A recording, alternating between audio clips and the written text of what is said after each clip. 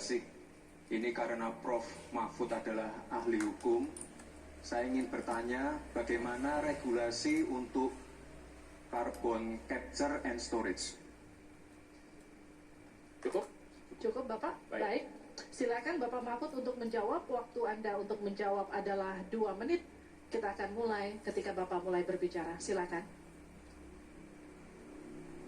Baik, Mas Gibran yang terhormat, regulasi itu kalau orang ahli regulasi itu tidak harus spesifik satu persatu itu, kecuali proyek pembuatan regulasi itu sudah ada, ya. Proyek pembuatan regulasi sudah ada, kita harus buat ini baru dibuat regulasinya. Bagaimana cara regulasinya? Satu, membuat naskah akademik dulu. Naskah akademiknya apa?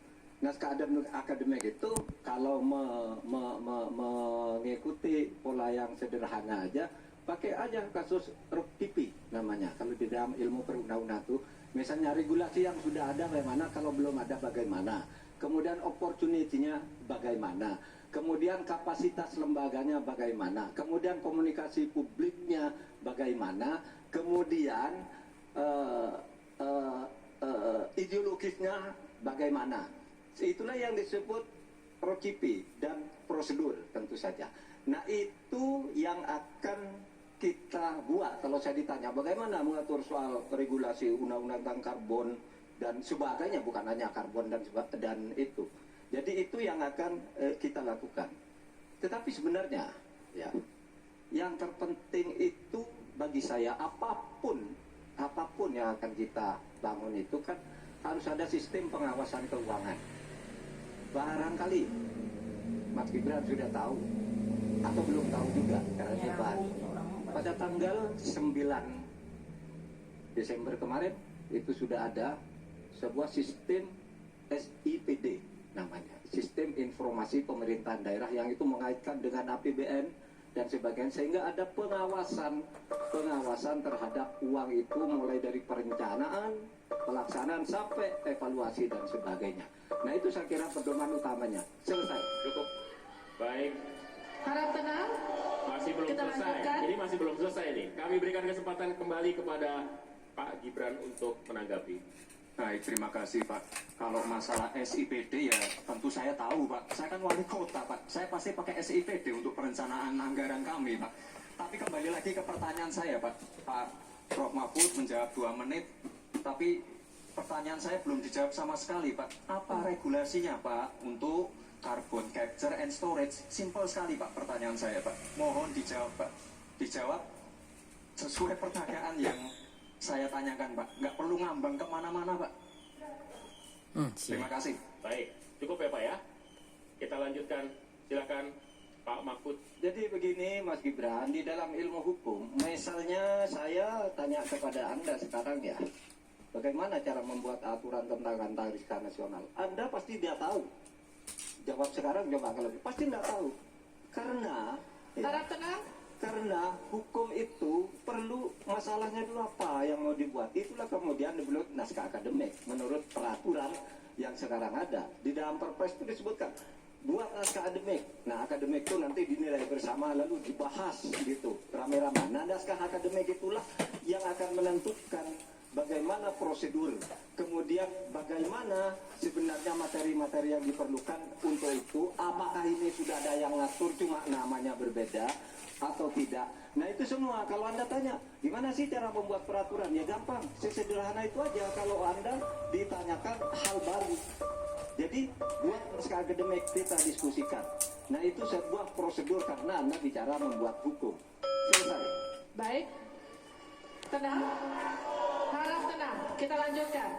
Kalau tadi kita sudah melihat bagaimana calon wakil presiden nomor urut 2 berhadapan dengan calon wakil presiden nomor urut 3, kini adalah kesempatan untuk calon wakil presiden nomor urut 3 berhadapan dengan calon wakil presiden nomor urut 1.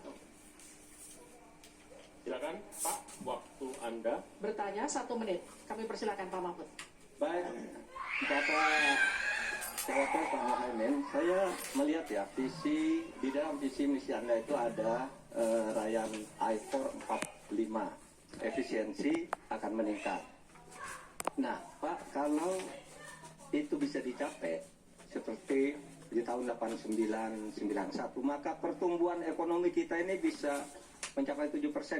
Kalau 4 saja, Anda punya visi targetnya itu ekornya 4 sampai 5. Padahal pertumbuhan dengan 4 saja itu bisa 7% pertumbuhan ekonomi nasional. Sehingga dengan demikian saya kok jadi ingin tahu kenapa di dalam visi misi Anda tingkat pertumbuhan yang ditargetkan hanya 5 sampai 6,5. Kok tidak berani 7? Kalau 4 apalagi sampai 5 seharusnya berani sampai 7 selesai. Silakan, waktu Anda 2 menit. Terima kasih. Kalau membuat target pertumbuhan bisa saja 7-8% bisa saja.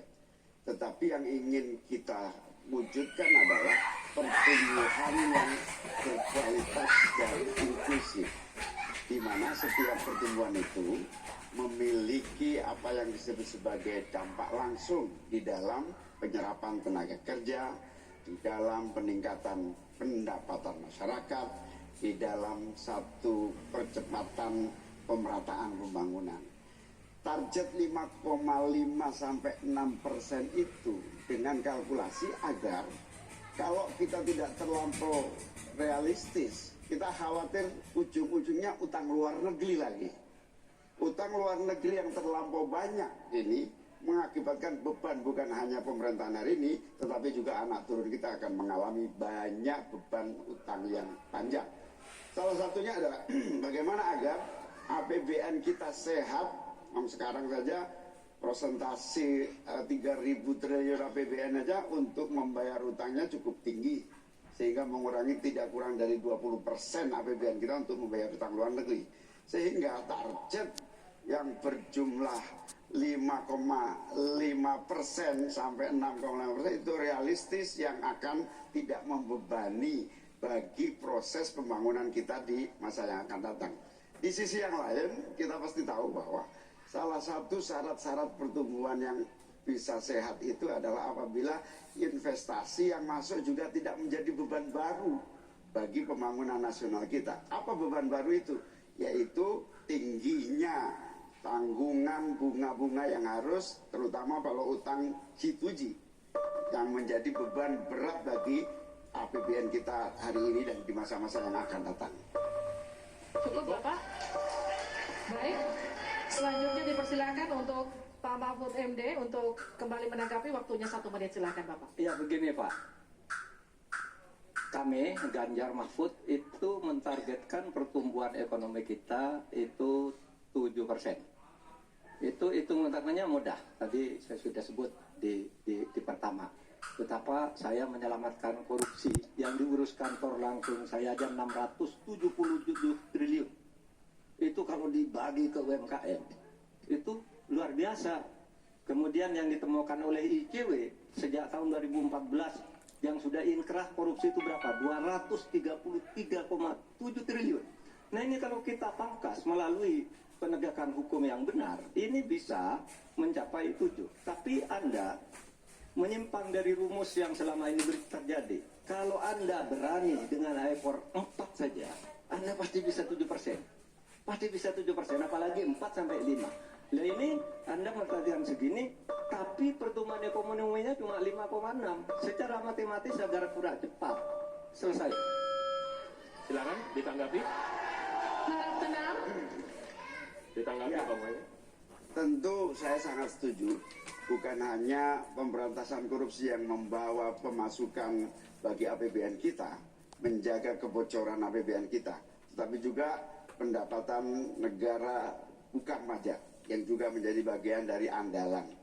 Akan tetapi kita juga harus realistis bahwa 7% itu bisa jadi cuma omong kosong, di mana kenyataannya setelah APBN kita jalan sampai hari ini aja 5% yang diterapkan oleh pemerintah hari ini juga masih mengalami banyak kontraksi. Dalam arti utang luar negeri masih menjadi andalan utama.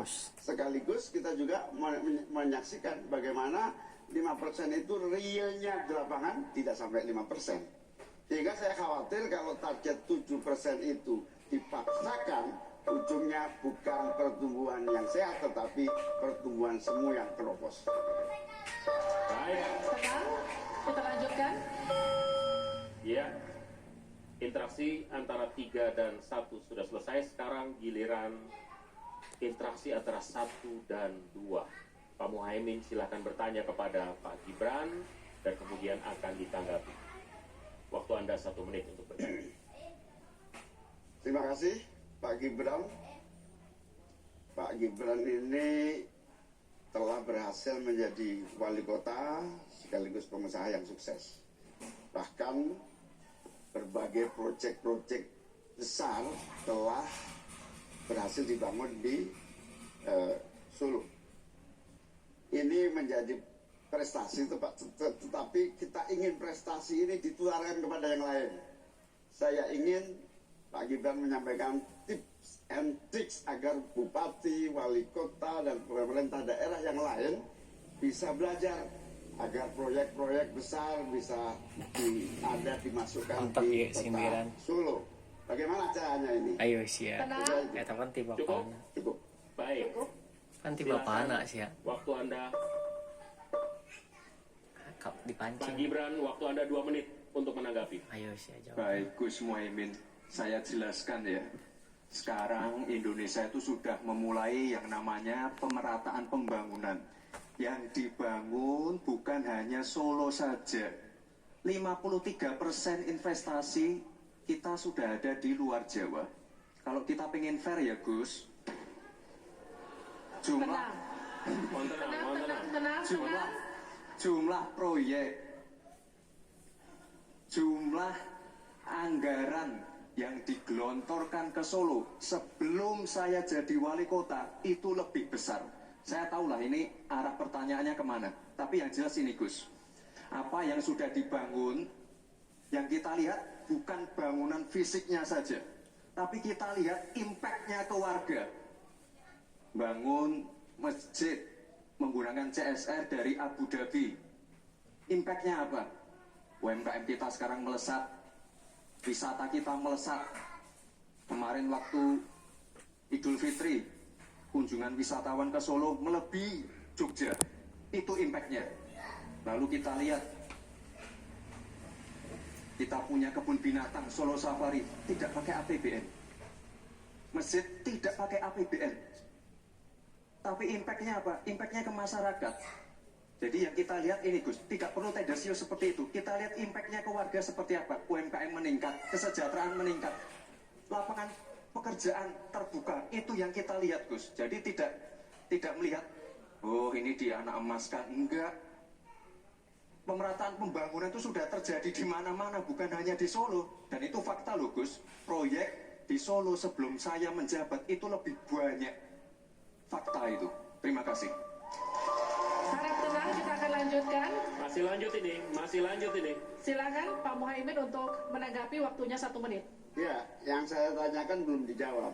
Saya itu Tenang, tanya tips and triknya agar investasi ataupun proyek-proyek besar bisa di sana.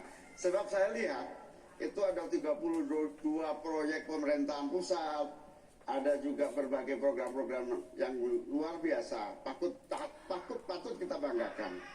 Dibandingkan dengan misalnya Kota Madiun yang hanya 11%, Cirebon hanya 7%, Tasikmalaya. Kita ingin triknya apa? Sehingga akses pendanaan pembangunan itu bisa bersifat adil dan merata. Bukan hanya di satu kota, tapi berada di seluruh. Kita lanjutkan. Ini yang menjadi catatan saya adalah keadilan dalam melaksanakan APBN. Kalau kita jadi pemerintah pusat nanti, tugas kita adalah membagi secara adil seluruh proyek-proyek nasional kita. cukup. Cukup. Silakan Pak Gibran untuk menanggapi. Waktunya 1 menit, silakan. Mohon tenang. Baik Gus, saya jawab lagi. Sebelum ada proyek dari pusat masuk, kita ya, para wali kota ya, harus menyiapkan yang namanya readiness kriteria. Kalau nggak ada itu, nggak mungkin proyek itu masuk. 2, kita sebagai wali kota harus menyiapkan hal-hal non teknis. relokasi, nego dengan warga-warga bantaran sungai, bantaran rel kereta api. Itu Gus, satu. Lalu kita juga harus berkolaborasi, tidak semuanya pakai APBN. Ada yang pakai APBN plus APBD plus dibantu, saya sering dibantu Pak Ganjar, gubernur saya. Ini kolaborasi, jadi tidak semuanya APBN, ini kolaborasi, ada CSR juga, ada BUMN juga, ini kolaborasi. Dan sekali lagi sebelum itu masuk, kami para wali kota menyiapkan readiness kriteria itu. Jadi ya saya kira ini cukup fair Gus. Ayo para pendukung, Tenang. apresiasinya.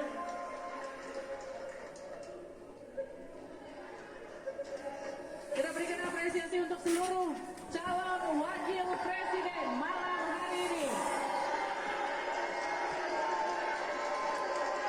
One on one sesi pertama sudah lewat, masih ada satu segmen lagi ketika calon wakil presiden bertanya dan berinteraksi dengan calon wakil presiden lainnya. Tetaplah bersama kami di depan.